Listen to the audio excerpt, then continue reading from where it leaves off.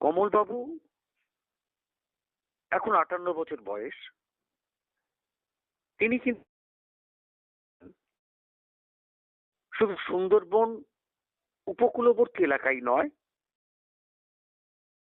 সমস্ত উপকূলবর্তী এলাকা এই পশ্চিমবঙ্গের, বিশেষ করে দক্ষিণ 24 পরগনা, উত্তর 24 পরগনা এবং তার নিজের জায়গা, তার জন্মস্থান, যেখানকার ভূমিপুত্র অর্থাৎ পূর্ব মেদিনীপুর, দীঘার। কমলবাবুর এখন 58 বছর বয়স।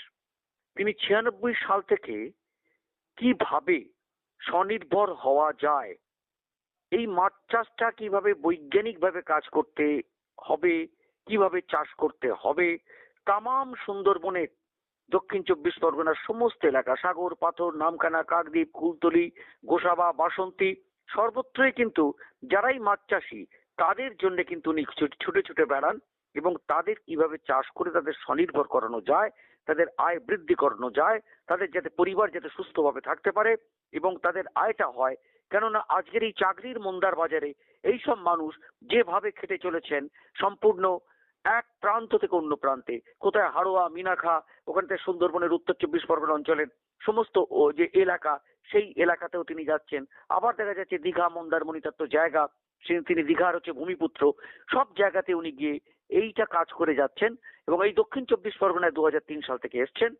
আপনারা এইটাই বলছি, যারা মাছ চাষ করেন, বিশেষ করে নোনা জলের মাছ, যেখানে উপকূলে, উনির কথায় নোনা মানে সোনা, সুতরাং সোনা ব্যাপারটাকে এই নোনাই ফলন করতে পারবে, সেই জন্যই উনি লেগে পড়ে থাকেন এবং এটি তার স্বপ্ন এবং আজীবন এইভাবেই তিনি জীবন সংগ্রামেতে, তার নিজের কোনো দিকে চাহিদা নাই, তিনি নিজে এইভাবে ঘুরে ঘুরে বেড়ান। আপনারা যেটা উৎসাহী, যারা মৎস্যজীবী, যারা মৎস্য চাষী, তারা যদি যোগাযোগ করেন এই কমল নায়েক দীঘার সঙ্গে, তাহলে তার ফোন নাম্বারটা আমি আপনাদের বলে দিই, 9051060890। আবার বলি, 9051060890। তাহলে এই যে ব্যাপারটা কেন আপনাদের বললাম, যারা একদম প্রান্তিক সুন্দরবনের বিভিন্ন অঞ্চলে, যারা নোনা জলের এলাকার মধ্যে আছেন, তাদের মাছ চাষ করার জন্য যে বিজ্ঞান, উনি কিন্তু ছেলে খেলার লোক নন, উনি কিন্তু এইসব দিকে প্রশিক্ষিত এবং তার প্রশিক্ষণটাই তিনি আপনাদের দেবেন এবং সুন্দরভাবে হাতে কলমে শিখিয়ে দেবেন। সুতরাং এই সুযোগটা আমি বলি কি, যে আপনারা ছাড়বেন না। যদি পারেন এই নাম্বারে যোগাযোগ করবেন, নতুবা আপনারা এই যেখান থেকে শুনছেন, অর্থাৎ কিনা এই যে ইউটিউব চ্যানেলটা যেটা আপনি শুনছেন যেখান থেকে, সেখানেও যোগাযোগ করতে পারেন। জানার জন্য যদি কৌতূহল থাকে, এখান থেকে আপনাদের সহযোগিতা করবে।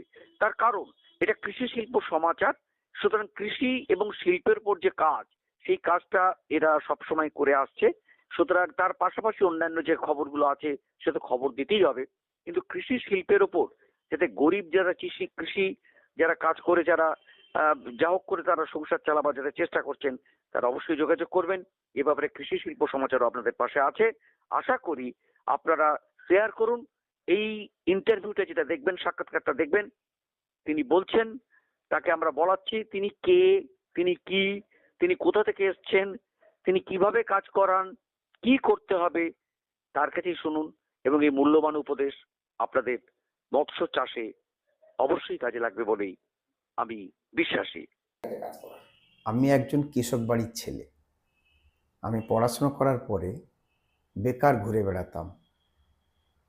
আমাদের দীঘাতে, দীঘা শঙ্করপুরে আইএফবি এগ্রো ইন্ডাস্ট্রি লিমিটেড তখন প্রথম অ্যাকোয়াকালচার শুরু করে।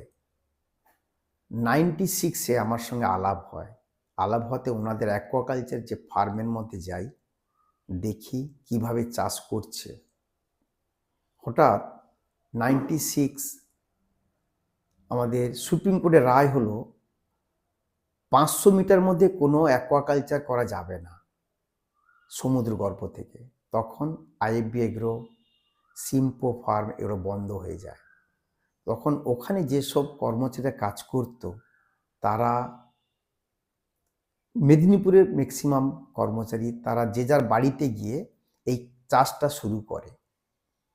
আমি 96 থেকে এই বাগদা চাষ তখন হতো, বাগদা চাষ শুরু করি এবং বিভিন্ন চাষিদের নিয়ে আলোচনা করে চাষ আরম্ভ করা হয়। এরপরে 2003-এর দিকে মনে হয় যে আমাদের দক্ষিণ 24 পরগনাতে আমাদের একটা জায়গা আছে, পৈতৃক ভিটে আছে, যে ওখানে তো নোনা জলের এলাকা, ওখানেও মাছ চাষ করা যায় কি না। আমি 2003-এ তখন মেদিনীপুর থেকে দক্ষিণ 24 পরগনা আসি এবং বিভিন্ন কোস্টাল জোন ঘুরে বেড়াই, মানে নর্থ 24 পরগনা, সাউথ সুন্দরবন এলাকাগুলো ঘুরে ঘুরে দেখলাম এখানে চাষের উপযুক্ত জায়গা। তখন আমি বিভিন্ন চাষিদেরকে নিয়ে আলোচনা করি এবং এখানে 1-2 করে শুরু হয়। 2012 সাল অবধি এখানে বাগদা চাষ হচ্ছে। 2012-র পরে নতুন পিসিস আছে ভেনামি বলে, সেই চিংড়ি চাষটা শুরু হয় ব্যাপক আকারে। আমার একটা মনের মধ্যে আনন্দ যে এইসব প্রান্তিক চাষিরা চাষ শুরু করছে, চাষ করছে, তাতে রুটি রোজগার হচ্ছে এবং তাদের মাধ্যমে যারা রিলেটেড, ধরুন কেউ ভ্যানে মালটা বইছে, কেউ মুদিখানা দোকান থেকে মালপত্র দিচ্ছে, অনেক কর্মচারী, বেকার কর্মচারী ওই ফার্মের মধ্যে কাজ করছে। দেখলাম যে অনেক মানে বেকার সমাধান হচ্ছে।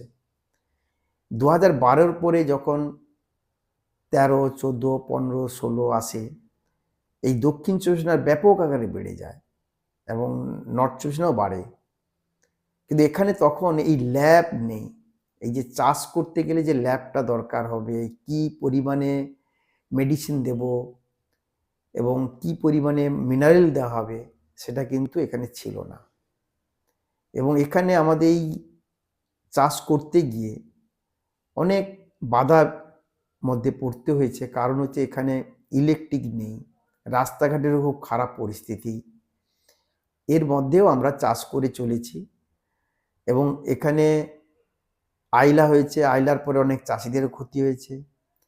তারপরে আমফান হয়েছে, ইয়াস ঝড়ে 21 সালে আরও পর্যন্ত ক্ষতি হয়েছে।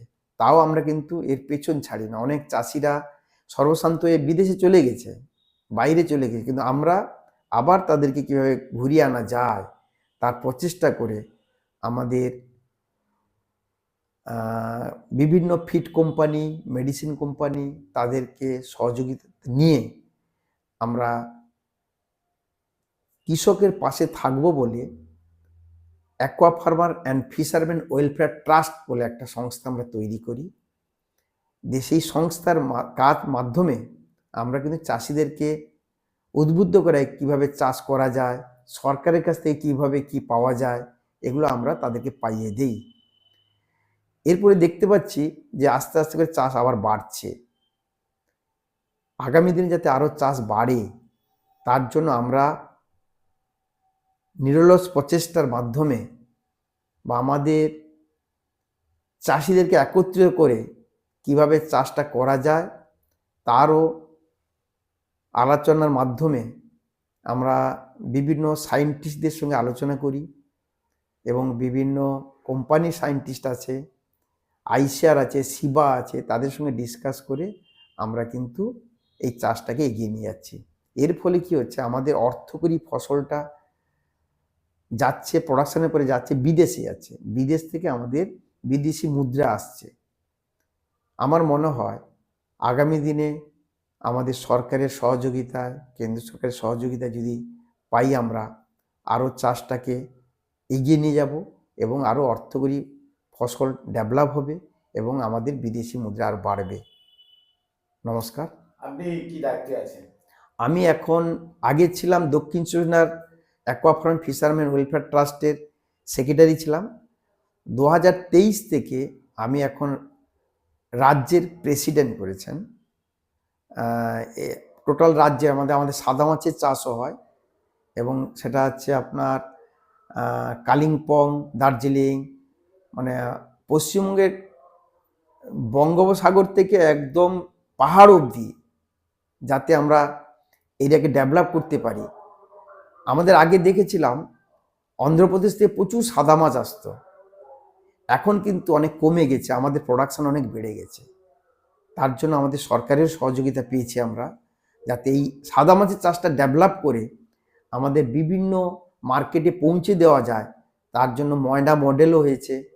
ময়না মডেলের মাধ্যমে আমরা চাষ করে সেই মাছগুলোকে আমরা বিভিন্ন মার্কেটে পাঠিয়ে দেওয়া যায় এবং সস্তা সুলভ মূল্যে স্বাস্থ্যকর মাছ যাতে পায় তার জন্য আমরা চেষ্টা করছি। আপনার নাম? আমার নাম কমল নায়েক, এখন থাকি নামখানাতে। কি দায়িত্বে রয়েছেন বললেন না রাজ্যের? রাজ্যের প্রেসিডেন্ট আমি, এখন প্রেসিডেন্ট আছি।